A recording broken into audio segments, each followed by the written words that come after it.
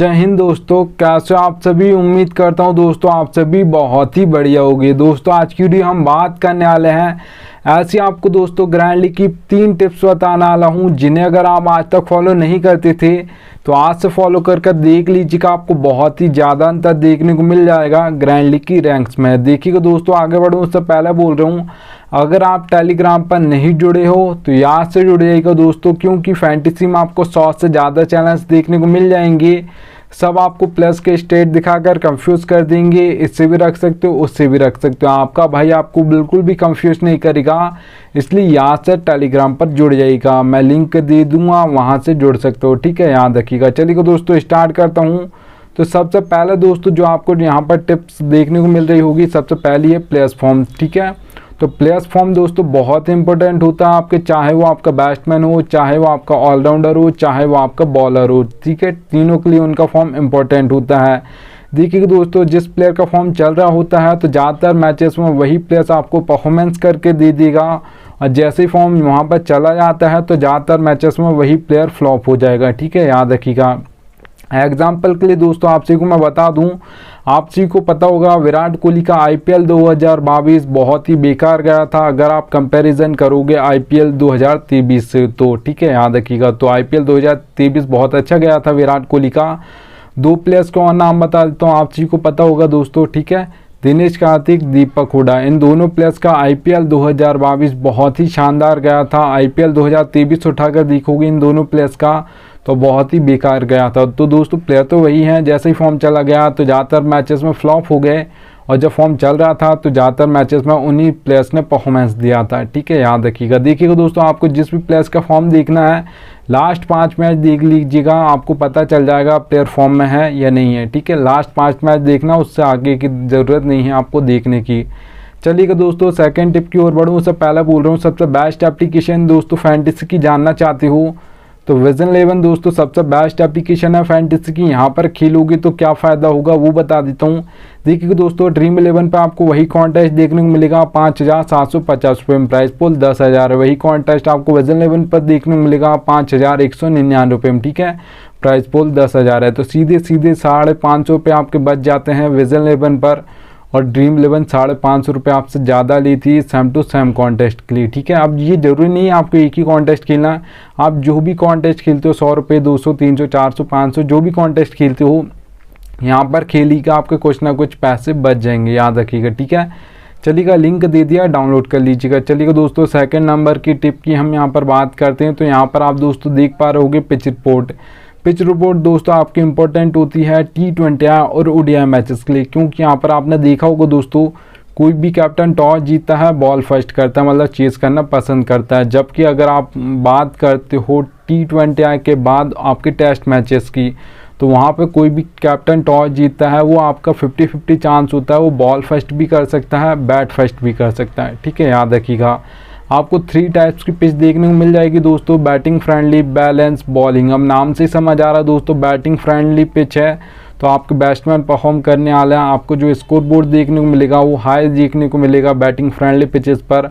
अगर दोस्तों यहाँ पर मैं बात करता हूँ बैटिंग फ्रेंडली पिचेस पर, जो आपको T20 में स्कोर बोर्ड देखने को मिलेगा वो देखने को मिलेगा दोस्तों 170 से प्लस, ज़्यादातर 180, 190, 200 प्लस देखा जाता है बैटिंग फ्रेंडली पिचेस पर T20 में स्कोर बोर्ड, ठीक है, याद रखिएगा।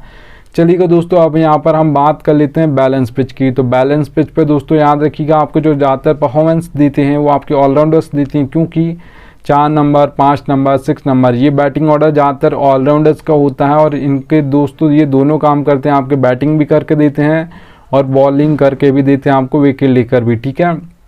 तो बैलेंस पिचेस पर आपके ऑलराउंडर्स परफॉर्म करते हैं। ज़्यादातर जो बैलेंस पिच होती है दोस्तों वहाँ पर आपके टॉप ऑर्डर जल्दी फ्लॉप हो जाता है, तो इनकी बैटिंग जल्दी आ जाती है। तो ये आपको फैंटेसी पॉइंट बैटिंग करके भी देते हैं और विकेट लेकर भी देते हैं, इसलिए यहाँ पर बैलेंस पिचेस पर ऑलराउंडर्स परफॉर्म करते हैं। अगर मैं दोस्तों यहाँ पर बैलेंस पिचेस पर T20 स्कोर बोर्ड की बात करता हूँ तो याद रखिएगा दोस्तों जो आपको स्कोर बोर्ड देखने को मिलेगा 150 से लेकर 170 के बीच में ज़्यादातर देखने को मिलेगा, 160, 165 ज़्यादातर देखा जाता है बैलेंस पिचेस पर। अगर दोस्तों यहाँ पर मैं बात करता हूँ बॉलिंग पिच की, तो याद रखिए दोस्तों सबसे पहले तो हमारे 2 टाइप्स के तो हमारे बॉलर्स होते हैं, एक पेसर्स होते हैं जिसे हम फास्ट बॉलर्स बोलते हैं और एक स्पिनर्स होते हैं। ज़्यादातर जो विकेट लेते हैं दोस्तों आप सभी को पता होगा पेसर्स लेते हैं, क्योंकि वो पावर प्ले में बॉलिंग करते हैं, उसके बाद आपके दाएं अवर्स में बॉलिंग करते हैं। जो आपके स्पिनर्स होते हैं दोस्तों आप सभी को पता होगा कि वो मिडिल अवर्स में बॉलिंग करते हैं। पावर प्ले के बाद वहाँ पर फिर एक आध चौका मारना है किसी भी बैट्समैन को, उसके बाद फिर सिंगल डबल लेना है। जबकि दाएं अवर्स में ऐसा नहीं होता,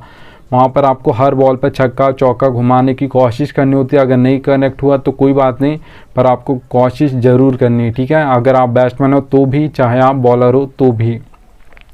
तो याद रखिएगा दोस्तों, जो सबसे ज़्यादा हैट्रिक्स भी ली जाती हैं वो बॉलिंग पिचेस पर सबसे ज़्यादा दाएं अवर्स में ही ली जाती हैं। कोई भी जो विकेट लेता है ज़्यादातर पेसर्स ही लेते हैं, क्योंकि वो दाएं में बॉलिंग कर रहे हैं और वहीं पर एक एक ओवर में 2-2 3-3 विकेट गिर जाते हैं बॉलिंग पिचेस पर दाएं अवर्स में। और याद रखिएगा दोस्तों, जो आपको बॉलिंग पिचेज पर T20 में स्कोर बोर्ड देखने को मिलेगा दोस्तों, वो याद रखिएगा 130 से लेकर 150 के बीच में ज़्यादातर देखने को मिलता है। 140 145 ज़्यादातर देखा जाता है बॉलिंग पिचेस पर, ठीक है, याद रखिएगा। चलिएगा दोस्तों, थर्ड नंबर की टिप की हम यहाँ पर बात कर लेते हैं। तो यहाँ पर आप दोस्तों देख पा रहोगे बैटिंग ऑर्डर। बैटिंग ऑर्डर दोस्तों आप सभी को पता होना चाहिए एक एक प्लेयर का कौन किस नंबर पर बैटिंग करने आ गया, क्योंकि यहाँ पर आप सभी को पता होगा दोस्तों, जैसे मैंने सोच कर रखा कि ये 3 नंबर पर दिखा रहा तो ये 3 नंबर पर आएगा, पर वो 4 पर आएगा, तो फिर मैं चाहूँगा ये जल्दी आउट हो कि मेरा बैट्समैन आए, फिर वो मुझे फैंटेसी पॉइंट देना शुरू करेगा, ठीक है। तो आपको बैटिंग ऑर्डर पता होना चाहिए। फैंटेसी में दोस्तों आप कोई भी नहीं बताएगा आपको एक एक प्लेयर का बैटिंग ऑर्डर कौन किस नंबर पर बैटिंग करने आएगा। चलो मैं मान भी लेता हूँ आप लाइनअप से ये पता भी कर लोगे बैटिंग ऑर्डर किस नंबर पर ये आने वाला बैटिंग करने, ठीक है, तो फिर आप ये पता कर भी सकते हो। पर याद रखिएगा ये आपको फैंटेसी में कोई भी नहीं बताएगा कौन पावर प्ले में बॉलिंग करेगा, कौन मिडिल ओवर्स में बॉलिंग करेगा, कौन दाएं ओवर्स में करेगा। आपका भाई आपको एक एक प्लेयर्स का बताता है, इसलिए यहाँ से टेलीग्राम पर जुड़ जाइएगा, ठीक है। देखिएगा मैं आपको क्या समझाऊंगा वो आपको समझा देता हूँ। देखिएगा दोस्तों, आप देख पा रहोगे 4 सेक्शन आपको सभी एप्लीकेशन पर देखने को मिलते हैं, wicket keeper, batsman, allrounder, bowler, ठीक है। अब यहाँ पर क्या समझाऊंगा वो आपको समझा देता हूँ। आप देख पा रहोगे रोहित शर्मा के सामने 2 नंबर लिखा है, विराट कोहली के सामने 3 नंबर लिखा, हार्दिक पांड्या के सामने 5 नंबर लिखा। तो ये ऐसे नंबर से आपको बैटिंग ऑर्डर बता दूंगा, ठीक है। अब कौन कहाँ पर बॉलिंग करेगा वो क्या समझाऊंगा। तो आप देख पा रहोगे हार्दिक पांड्या के सामने O/M लिखा है, ठीक है। तो O का मतलब दोस्तों ओपनिंग ओवर बोल सकते हो या पावर प्ले बोल सकते हो, O का मतलब, ठीक है। और M का मतलब दोस्तों यहाँ पर आप बोल सकते हो मिडिल ओवर्स, ठीक है। और D जो आपको दिख रहा है भुवनेश्वर कुमार के सामने, D का मतलब दोस्तों दाएं ओवर्स। तो ज़्यादातर जो विकेट लेते हैं आप को अब मैं कैसे समझाऊंगा वो बता रहा हूँ, ठीक है।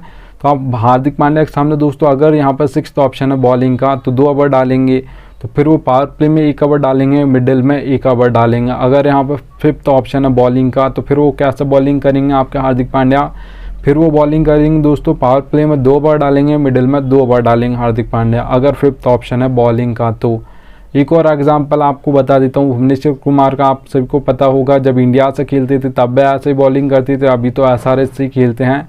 तो O/D लिखा दोस्तों, ओपनिंग में 2 ओवर डालेंगे, डेथ में 2 ओवर डालेंगे। हाँ, जो आपके भुवनेश्वर कुमार हैं दोस्तों, जब इंडिया से भी खेलते थे तब भी ऐसे ही बॉलिंग करते थे, 2 ओवर पावर प्ले में डालते थे, मतलब ओपनिंग ओवर्स में, उसका डेथ ओवर्स में। और अभी SRH से भी खेलते हैं तो सेम टू सेम ऐसी बॉलिंग वहाँ पर करते हैं, पावर प्ले में 2 ओवर डालते हैं, 2 ओवर डेथ में डालते हैं। मिडिल में कब डालते हैं भुवनेश्वर कुमार, तभी डालता हो कोई भी बॉलर, जब वो ऐसे नॉर्मल बॉलिंग नहीं करता, जब कोई बल्लेबाज सेट हो जाता है, विकेट नहीं जाता है, तो एक्सपीरियंस बॉलर को लगाया जाता है विकेट लेने के लिए, तो कभी कभार एक आध ओवर मिडिल ओवर्स में डाल देते हैं, ठीक है, याद रखिएगा, पर ज़्यादातर नहीं डालते हैं, याद रख लेना। तो एक एक प्लेयर का बैटिंग ऑर्डर बताऊंगा, एक एक प्लेयर का आपको बॉलिंग ऑर्डर बताऊंगा, कौन कहाँ पर बॉलिंग करेगा, कौन पावर प्ले में, कौन मिडिल ओवर्स में, कौन डेथ ओवर्स में, और कितने ओवर डालेगा वो भी बताऊंगा, ठीक है। तो यहाँ से टेलीग्राम पर जुड़ जाइएगा। चलिएगा दोस्तों, 3 टिप्स तो मैंने बता दी, अब ये फैंटेसी की रियलिटी बता रहा हूँ, पर फैंटेसी में ये कोई बताता नहीं है, याद रखना दोस्तों, आपका भाई आपको रियलिटी बता रहा है। नीड लक लिखा दोस्तों, आप कोई भी कॉन्टेस्ट खेलते हो, head to head, small league, grand league, mega grand league, सब में आपको फैंटेसी में लक की ज़रूरत पड़ती है, याद रखिएगा। आप देखिएगा कैसे पड़ती है वो बता देता हूँ। देखिए दोस्तों, हेड टू हेड कॉन्टेस्ट खेलते हो जिसमें सिर्फ 2 मेंबर्स होते हैं, एक मैं हूँगा एक आप होगे, तो 2 मेंबर हैं, तो वहाँ पर 10% आपकी लक की ज़रूरत पड़ती है हेड टू हेड में, 90% आपकी नॉलेज चलती है। अगर आपको अच्छी खासी फैंटेसी की नॉलेज है तो आप हेड टू हेड कॉन्टेस्ट जीत सकते हो, याद रखिएगा। अगर दोस्तों यहाँ पर मैं स्मॉल लीग कॉन्टेस्ट की बात करता हूँ जिसमें 3 से 4 मेंबर होते हैं, अब याद रखिएगा दोस्तों और भी मेंबर्स होते हैं, पर ज़्यादातर 3 से 4 मेंबर कॉन्टेस्ट को आप स्मॉल लीग बोलते हो। तो अब मेंबर्स बढ़ गए हैं तो दोस्तों 10% 20% आपका लक परसेंटेज हो जाएगा, 80% यहाँ पर आपकी नॉलेज चलेगी। आपको अच्छी खासी नॉलेज है फैंटेसी की तो आप स्मॉल लीग कॉन्टेस्ट भी जीत जाओगे, याद रखना, ठीक है। अब दोस्तों ग्रैंड लीग और मेगा ग्रैंड लीग की अगर मैं यहाँ पर बात करता हूँ तो याद रखिएगा दोस्तों 50-50 चांस होता है। 50% आपको अपना देना है, 50% जिस दिन आपका लक बेस्ट देगा उसी दिन आपकी grand league mega grand league में फर्स्ट रैंक आएगी, नहीं तो नहीं आएगी, याद रखिएगा। अब दोस्तों अगर आप ये सोच रहे हो कि 100% लक चलता है तो ऐसा नहीं होता है। आपने देखा होगा दोस्तों जितने मैचेस होते हैं ज़्यादातर ऐसे मैचेस होते हैं जिसमें जो टीम फर्स्ट आती है 1 आएगी, 2 आएगी, 3 आएगी, 4 आएगी या 5 आएगी या 6 आएगी, इन नंबर्स की टीम ज़्यादातर फर्स्ट आती है। बहुत ही कम ऐसे मैचेस होते हैं जिसमें 15, 16, 17, 18, 19 नंबर 20 नंबर की टीम फर्स्ट आ जाए। तो आपको ज़्यादा टीम भी नहीं बनानी, 5 से 6 टीम बनानी, सोच समझ कर बनानी। आपको अपना बेस्ट देना है, जिस दिन आपका लक भी बेस्ट देगा उसी दिन आपकी grand league mega grand league में फर्स्ट रैंक आ जाएगी, नहीं तो नहीं आएगी, याद रखिएगा। चलिएगा दोस्तों यहाँ